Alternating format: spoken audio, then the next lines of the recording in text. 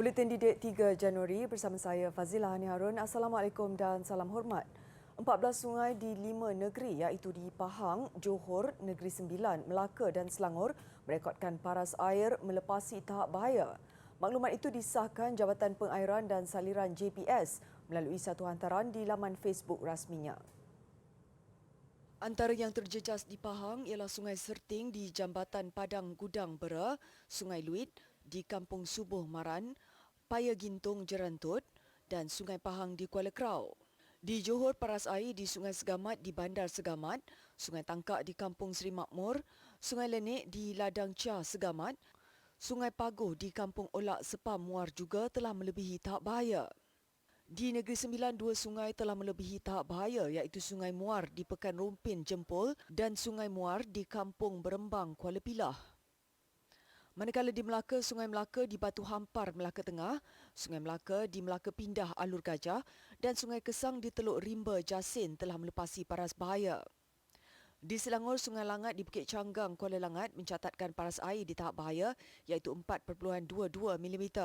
Selain itu, 19 sungai di Paras Amaran, manakala paras waspada pula membabitkan 17 sungai. Sementara itu, Jabatan Meteorologi Malaysia mengeluarkan amaran hujan berterusan peringkat jingga atau buruk di daerah Rompin, Pahang serta Mersing, Johor hari ini. Menurut Ketua Pengarah Met Malaysia Muhammad Helmi Abdullah, menerusi data yang dikemas kini setakat jam 1.10 petang tadi, luruan monsun yang sedang berlaku dijangka berterusan sehingga esok. Perkara itu dimaklumkan melalui satu paparan infografik. Selain itu, amaran hujan berterusan peringkat kuning atau waspada pula dikeluarkan untuk daerah Kemaman di Terengganu, beberapa daerah di Pahang, Negeri Sembilan serta keseluruhan Melaka. Amaran sama turut dikeluarkan untuk negeri Johor membabitkan 9 daerah dan beberapa daerah di Sabah. Amaran di semua lokasi itu akan berkuat kuasa sehingga esok. Susulan amaran berkenaan Pusat Kawalan Bencana Negara NDCC dan Agensi Pengurusan Bencana Negara NADMA hari ini mengeluarkan notis kesiapsiagaan operasi bencana terkini.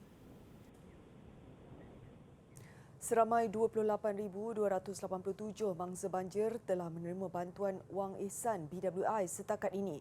Perdana Menteri Datuk Seri Ismail Sabri Yaakob dalam ucapan ringkas di Twitternya hari ini berkata, bagi mereka yang belum mendaftar atau menerima manfaat ini, boleh segera menghubungi pegawai daerah berhampiran untuk bantuan segera. Kerajaan sebelum ini mengumumkan bantuan banjir keluarga Malaysia antaranya meliputi BWI sebanyak RM1,000 kepada setiap ketua isi rumah berbanding RM500 sebelum ini. Bayaran bantuan itu disalurkan sejak 27 Disember lepas iaitu 10 hari selepas kejadian banjir luar biasa yang melanda beberapa negeri termasuk Selangor, Pahang dan Negeri Sembilan. Dalam perutusan Tahun Baru 2022 sebelum ini, Datuk Seri Ismail Sabri juga berkata bantuan itu akan memanfaatkan lebih 45,000 ketua isi rumah.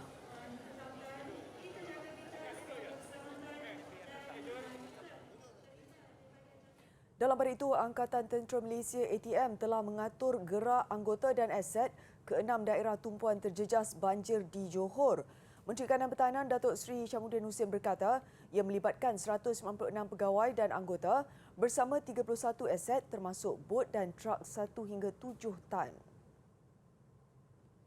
Semurni Johor berjalan dengan lancar. Setakat ini ATM telah mengatur gerak anggota dan aset dari Batalion ke-6 Regimen Askar Melayu di Raja, Regimen ke-33 Regimen Artileri di Raja, Regimen kedua Regimen Artileri di Raja, Regimen 501 Askar Wataniah serta Skuadron ke-6 Regimen Askar Jurutera di Raja.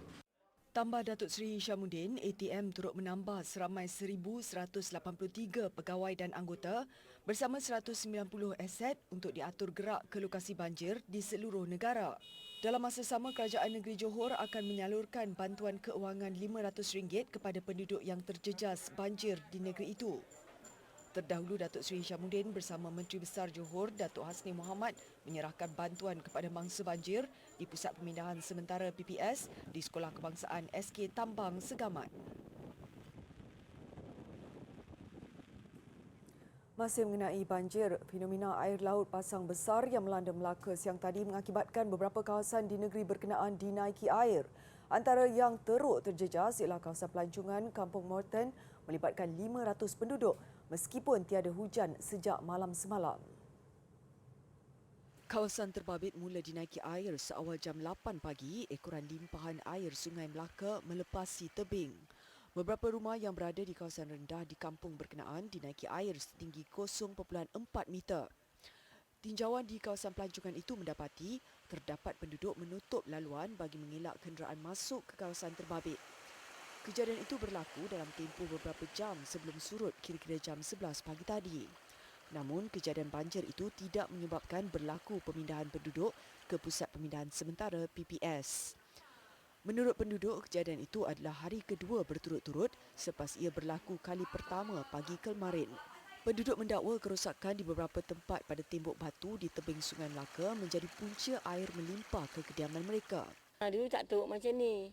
Sejak lama-lama dia punya tembok tu kan banyak dah pecah. Jadi bila air pasang sikit je, dia menduru masuk. Lepas tu kalau dia masuk satu hari sekali tak apa, kadang-kadang 2 kali. Dalam tahun ni je dekat 5 kali dah. Kadang-kadang kalau pagi dah naik, tengah malam surut, besok pagi dia naik balik. Kita yang buat tak tahan tu tinggalkan kesan lumpur lah tu penat. Macam saya bahagian tepi ni memang kata memang teruk lah. Kampung Morton ni bukan kerap atau tinggi air. Tak tahulah saya sama ada belah hulu sana tu. Belah Durian Tunggal tu tinggi air banjir. Bila air banjir dia orang terpaksa buka dam dekat Bandar Ilik. Apabila buka dam ni air laut tinggi daripada air sungai. Air laut masuk. Bila air laut masuk tiap-tiap kali air laut masuk, dia naik macam ni. Saya mintalah pada kerajaan Melaka ni kan, kalau boleh atasilah banjir ni kan, macam mana nak buat kan, itu je. Memang betul saja, boleh jelaskan sikit lah. Nak keluar pun susah kan. Sementara itu, Pengarah Angkatan Pertahanan Awam Malaysia APM Negeri, Cuthbert John Martin Quadra berkata, jumlah mangsa banjir di Melaka terus meningkat kepada 2,555 mangsa melibatkan 659 keluarga dipindahkan. Katanya jumlah PPS yang dibuka juga meningkat kepada 22 berbanding 20 semalam. Setakat ini ujarnya 10 PPS dibuka di daerah Alur Gajah, 9 di Melaka Tengah dan 3 di Jasin.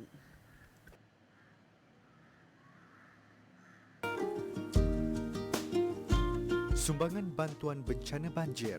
Anda boleh menyalurkan sumbangan anda kepada Yayasan Didik Negara menerusi akaun bank tertera. Sumbangan berbentuk barangan pula boleh disalurkan ke Pusat Pengumpulan Barang YDM.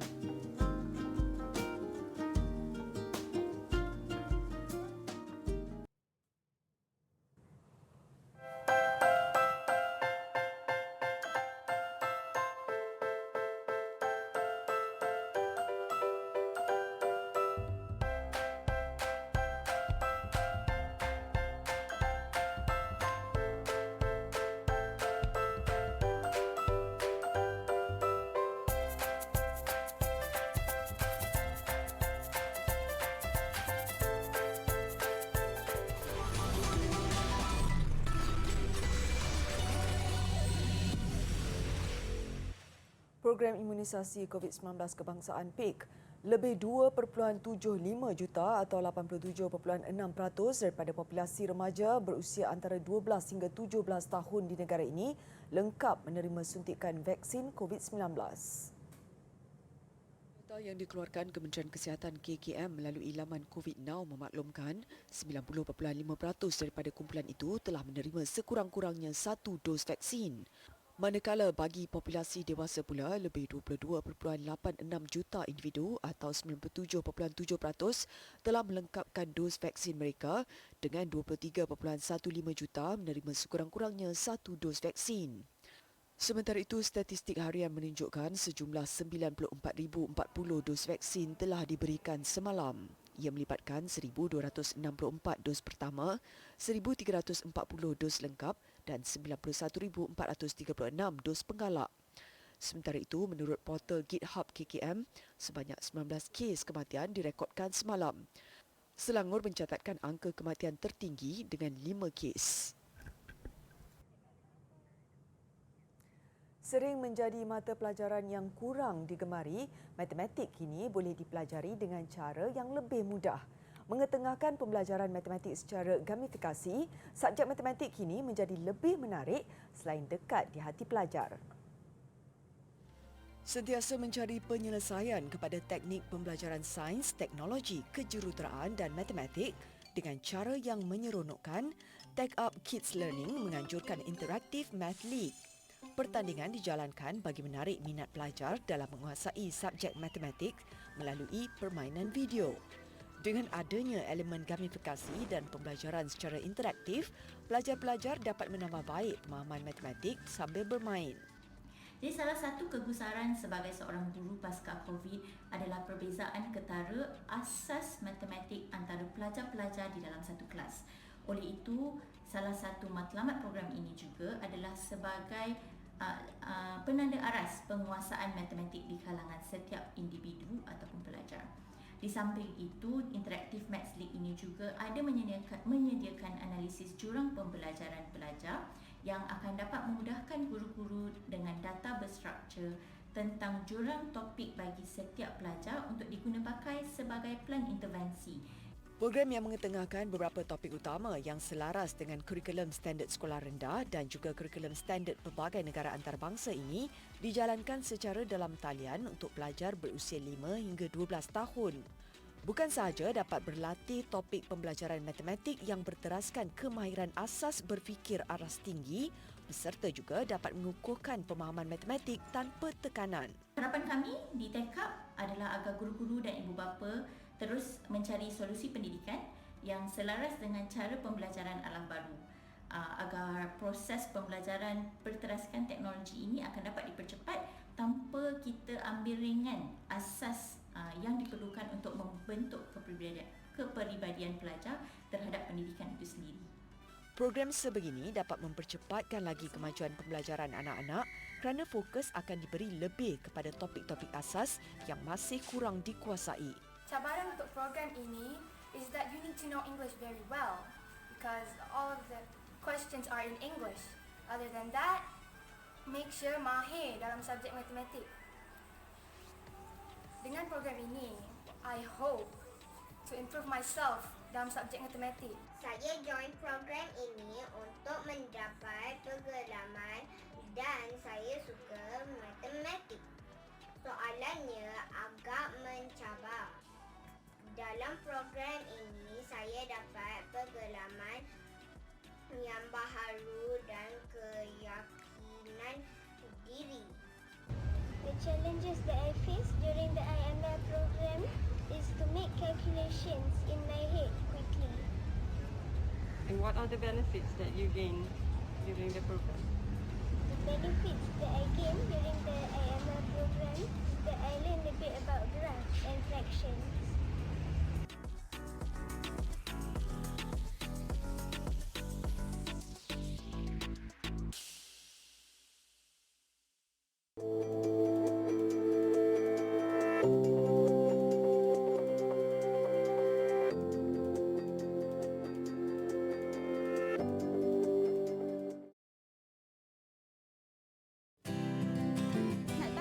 Macam mana selipar kita boleh mencengkam. Hari ini saya ada satu selipar dan saya akan pakai dan kita akan tengok macam mana selipar ini mencengkam di permukaan bawah.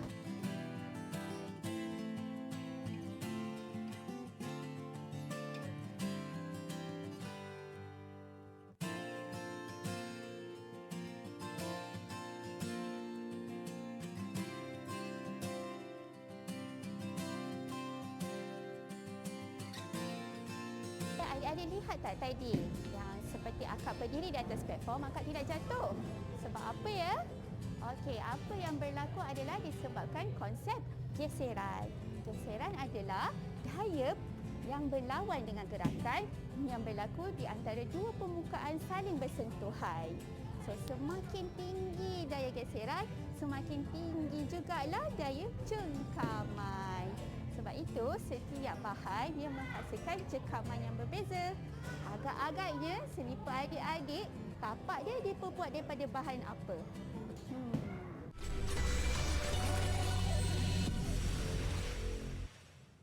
Lembu adalah ruminan penting dalam kehidupan kita, terutamanya dalam menghasilkan daging dan susu. Namun siapa sangka penternakan lembu kini mempunyai sisi yang lain, termasuk dijadikan haiwan peliharaan.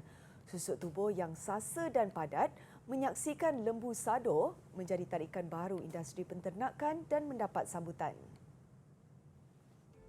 Muhammad Syahrin Ismail mula mengusahakan Sam Agro Farm di Citra Kedah sejak setahun lalu.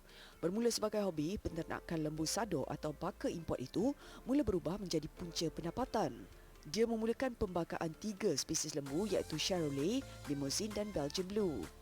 Kesemua 26 induk diternak dengan cara feedlot. Okey, daripada segi pembenihan, kebanyakan saya panggil jurusuntik AI, jurusuntik swasta. Yang ada di yang kawasan saya yang berdekatan ada lebih kurang yang swasta ada 4 ataupun 5 orang juru AI.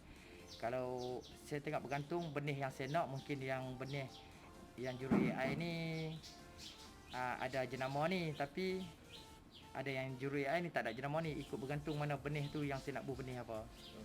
Kalau saya masih di sini masih ada pilihan, juru AI pun ramai, lepas tu dengan veterina pun ada yang datang bantu. Lembu betina katanya mempunyai nilai yang lebih tinggi dan boleh mencecah antara RM25,000 hingga RM30,000 seekor. Sebab mungkin sebab betina ni dia akan menjadi induk yang untuk masa akan datang. Tetapi jantan ni bagi saya kalau dia dalam 5 bulan 6 bulan ni rate dia, harga dia kalau kita macam saya jual 5 ke 7 bulan saya dah jual dah jantan. Bermaksud kalau jantan ni selalunya saya nak tengok kalau untuk menjadi pendaging dan sado yang lebih baik dia akan capai umur 2 tahun setengah ke 3 tahun setengah. Masa waktu tu mungkin berat dia boleh mencecah 1 tan ataupun 1 tan 200. Pengurusan lembu mengambil masa sekitar 4 jam sehari. Ia membabitkan kerja-kerja pembersihan kandang, penyediaan makanan dan pemantauan penyakit. Permintaan lembu sado jelasnya semakin tinggi, namun tiada penawaran yang mencukupi. Justru penternakan lembu ini mempunyai prospek tinggi dan berpotensi yang wajar diceburi generasi muda.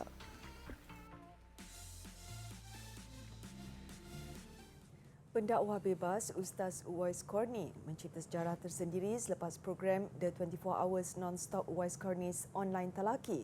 Anjurannya diiktiraf Malaysia Book of Records. Program itu mendapat 2 pengiktirafan iaitu sesi pembelajaran talaki tanpa henti selama 24 jam dan jumlah penyertaan tertinggi untuk program talaki. Ia diadakan pada 31 Disember lalu bermula jam 7.27 pagi. Program talaki dilakukan secara percuma selama 24 jam melalui aplikasi Zoom membabitkan lebih 17,000 pernyataan. Ustaz Uwais memaklumkan program tersebut adalah usaha pihaknya untuk membantu umat Islam mengaji dengan betul dan memahami pengertian setiap bacaan. Idea untuk mengadakan program berkenaan diilhamkan pengikut media sosial serta para pelajar. Ustaz Uwais berharap penganjuran program terbabit dapat meningkatkan kesedaran umat Islam untuk terus memelihara keaslian bacaan Al-Quran.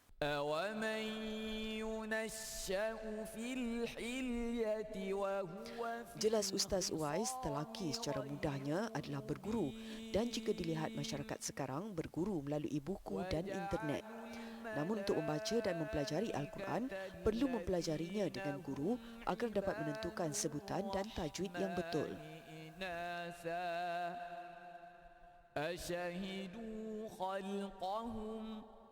ستكتب شهادتهم ويسألون. Britain melaporkan 162,572 kes COVID-19 baru dalam tempoh 24 jam, sekaligus menjadikan jumlah keseluruhan kes COVID-19 di negara itu 13,100,458. Menurut angka rasmi yang dikeluarkan, 154 lagi kematian berkaitan COVID-19 dilaporkan. Setiausaha Kesihatan Sajid Javid memberi amaran gelombang jangkitan Omicron akan memecahkan rekod serta bakal menguji perkhidmatan kesihatan nasional pada musim sejuk ini. Lebih daripada 90% individu berusia 12 tahun dan ke atas di Britain sudah mendapat dos pertama vaksin dan lebih daripada 82% menerima kedua-dua dos. Setakat ini, lebih daripada 59% sudah menerima suntikan.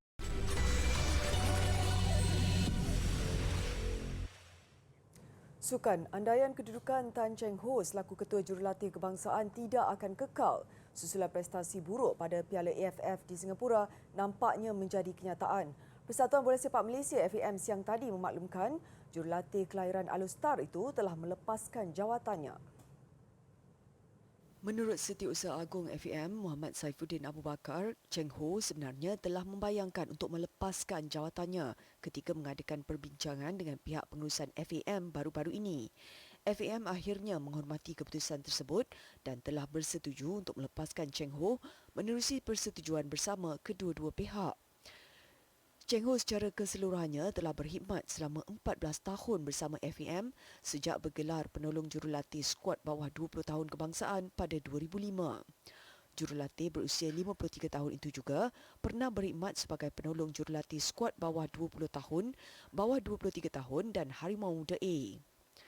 Sebelum bergelar penolong jurulatih kepada Datuk K. Rajagopal menyaksikan Malaysia menang pingat emas Sukan C 2009 dan menjuarai Piala Suzuki AFF 2010. Rekod Cheng Ho sebagai Ketua Jurulatih Kedah bermula 2014 hingga 2017 juga cemerlang. Beliau membuktikan antara jurulatih terbaik di Liga Malaysia Liga M apabila membantu skuad Lang Merah muncul juara Liga Premier 2015, Piala Malaysia 2016, Piala FA 2017 dan Piala Sumbangsih 2017. Cheng Ho kemudian kembali ke FAM pada 2017 selaku penolong jurulatih kebangsaan kepada Nelo Vinganda dan dinaikkan pangkat sebagai ketua jurulatih pada penghujung tahun yang sama. Pada 2018, beliau membantu Harimau Malaya selaku naib juara Piala AFF dan meletakkan pasukan di kedudukan terbaik dalam pusingan kedua kelayakan Piala Dunia 2022, Piala Asia 2023 pada 2019 sebelum pandemik COVID-19 mengganggu tempo permainan Harimau Malaya. Nasib terus tidak menyebelahi Cheng Ho pada Piala AFF 2020 di Singapura. Kekurangan persediaan menyaksikan Malaysia tersingkir seawal saingan kumpulan. Antara yang sukar diterima peminat adalah tewas 0-3 kepada Vietnam dan 1-4 di tangan Indonesia. Telah berfikir panjang juga dan saya buat keputusan untuk undur diri dengan skuad kebangsaan atas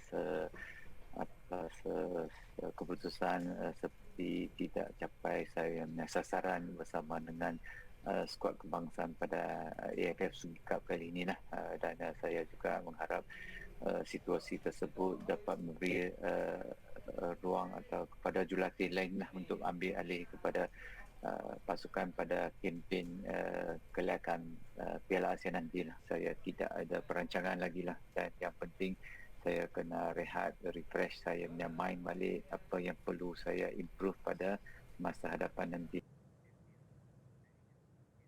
Dalam perkembangan lain, Persatuan Bola Sepak Malaysia FAM mengakui sudah terlewat untuk membuat sebarang perubahan berhubung kuota pemain import bagi saingan Liga Malaysia musim ini. Topik pemain import kembali diperkatakan dan dikaitkan dengan ketumpulan jentera serangan Harimau Malaya pada saingan Piala AFF. Susulan kebergantungan pasukan menggunakan pemain import di posisi itu. FAM bagaimanapun sedia berbincang dengan Liga Bola Sepak Malaysia MFL selaku pentadbir Liga M untuk mengkaji semula kebenaran mendaftarkan pemain import dalam usaha memelihara kualiti pemain tempatan di peringkat domestik. FAM menjangkakan sebarang perubahan mengenai jumlah pemain import akan dimuktamadkan selewat-lewatnya 2 musim mendatang. Berdasarkan peraturan Liga M, pasukan Liga Super dan Liga Premier masing-masing dibenarkan mendaftar maksimum 5 dan 4 pemain asing. Pendaftaran 5 pemain asing bagi saingan Liga Super merangkumi masing-masing 1 slot pemain Asia dan Asia Tenggara, manakala 4 pemain import untuk pasukan Liga Premier termasuk 1 slot pemain Asia. Kuota tersebut dianggap menjadi antara punca utama kemerosotan prestasi Malaysia di peringkat antarabangsa selain penyebab skuad kebangsaan ketandusan penyerang berkualiti. Perkara itu bukan sahaja mendapat reaksi peminat dan pengkritik bola sepak kebangsaan, Malah ada pemain tempatan yang menyarankan supaya kuota pemain import dikurangkan bagi memberi lebih ruang kepada barisan pemain tempatan mengisi tempat dalam kesebelasan utama.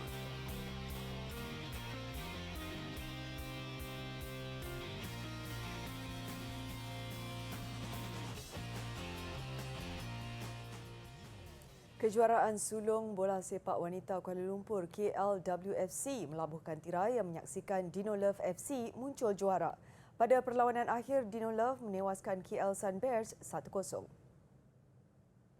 Aksi final Dino Love FC dan KL Sun Bears berlangsung di Stadium Kuala Lumpur.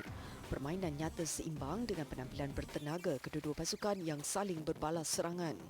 Namun pada minit ke-24, Dino Love mengejutkan KL Sun Bears menerusi jaringan Henrita Justin. Meskipun KL Sun Bears cuba bangkit memburu gol penyamaan, pertahanan Dino Love nyata sukar ditembusi. Kedudukan 1-0 kekal berpihak Dino Love sehingga whistle penamat. Keceriaan berganda buat Dino Love apabila Henrita turut dipilih sebagai pemain terbaik perlawanan akhir. Persiapan Paris Saint-Germain menghadapi Piala Perancis tampak terjejas apabila bintang sensasi Argentina Lionel Messi disahkan positif COVID-19. Pemenang 7 kali anugerah Ballon d'Or itu antara 4 pemain PSG yang positif wabak itu menjelang aksi menentang Vans awal pagi Selasa. Pengesahan PSG status terkini Messi menyaksikan kapten Argentina itu bukan sahaja terlepas aksi Piala Perancis, malah dia juga bakal tersisih perlawanan pertama Ligue 1 sejak rehat musim sejuk di Lyon. Apa yang pasti, Messi berdepan permulaan sukar di Paris sejak meninggalkan Barcelona pada musim panas lalu. Messi setakat ini hanya menjaringkan 1 gol dalam 11 penampilan saingan Ligue 1 tetapi meledak 5 gol dalam aksi Liga Juara-Juara. Pemain PSG lain yang didapati positif adalah pertahanan Juan Bernat, penjaga gol simpanan Sergio Rico dan pemain muda Nathan Bitumazala.